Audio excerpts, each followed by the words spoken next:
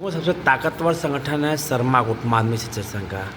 गोरखपुर जिले का चुनाव का मामला चल रहा, क्या बोल रहा है, क्या विचार है? चुनाव समझ होना चाहिए नहीं होना चाहिए? मैं राम मनोहर त्रिपाठी, कार्यवाहक प्रधान आचार्य नरेंद्र कॉलेज हिस्ट्री गोरखपुर का। चुनाव होना चाहिए और संगठन की बहुत ज़रूरत है समाज में। संगठन से ही हम मजबूत रह पाएंगे और हम सभी संगठन से जुड़े हुए हैं। तो चुनाव समय होना चाहिए, निर्धारित तरीके से होना चाहिए।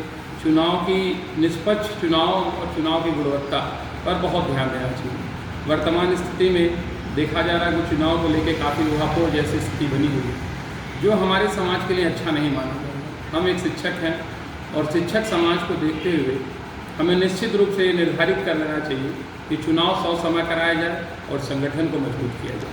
आपके हिसाब से क्या प्रमुख समस्याएं हैं शिक्षकों की? हमारी सबसे प्रमुख समस्या जो हमारी पुरानी पेंशन है, क्योंकि पुरानी पेंशन हमारे शिक्षक नेताओं को निश्चित रूप से प्रस्ताव रखना चाहिए और लड़ना चाहिए। फिर निःशुल्क चिकित्सा की जो बात है, निजीकरण नकदीकरण की बात है, ये सारी हमारी मुख्य समस्याएं जो होना चाहिए। और मुख्य बिंदु मेरे हिसाब से केवल पुरानी पेंशन है। अलंकार योजना चल रहा है, क्या आपके विद्यालय में उसका लाभ मिला?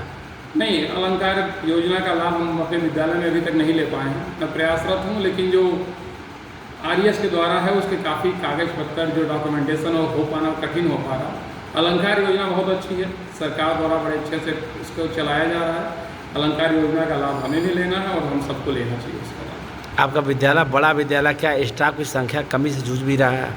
हाँ, अब स्टाफ का कहने का है तो हमारे यहाँ जो मानक है सीट की, वो 10 ही शिक्षक का सीट है और 10 में 10 फुलफिल है प्रेजेंट टाइम में।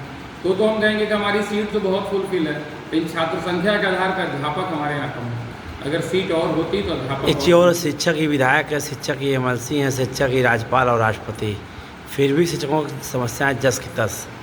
हाँ, ये तो एक हमारे लिए बहुत बड़ी समस्या है कि हमारे हर मुख्य बिंदु पर एक शिक्षक ही बैठ के हमारा प्रतिनिधित्व करता है और प्रतिनिधित्व इतना कमज़ोर हो ये अच्छा नहीं है। अधिकतर शिक्षा विभाग के मीडिया कर्मी भी शिक्षक ही हैं।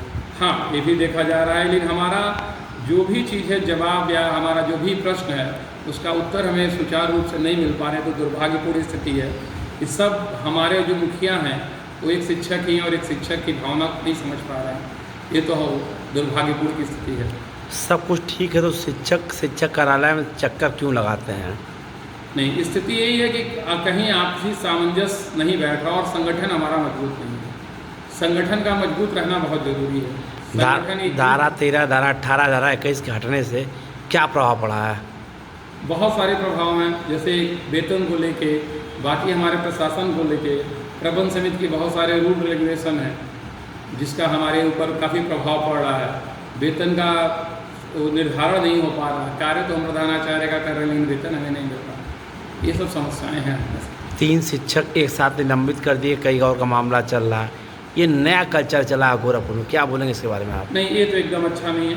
कम से कम एक निष्पक्ष जांच हो और हर शिक्षक या प्रबंधक जिसके द्वारा ऐसा कृत्य किया जा रहा है, एक बार विचार जरूर करना चाहिए कि अध्यापक के साथ क्या करना उचित है।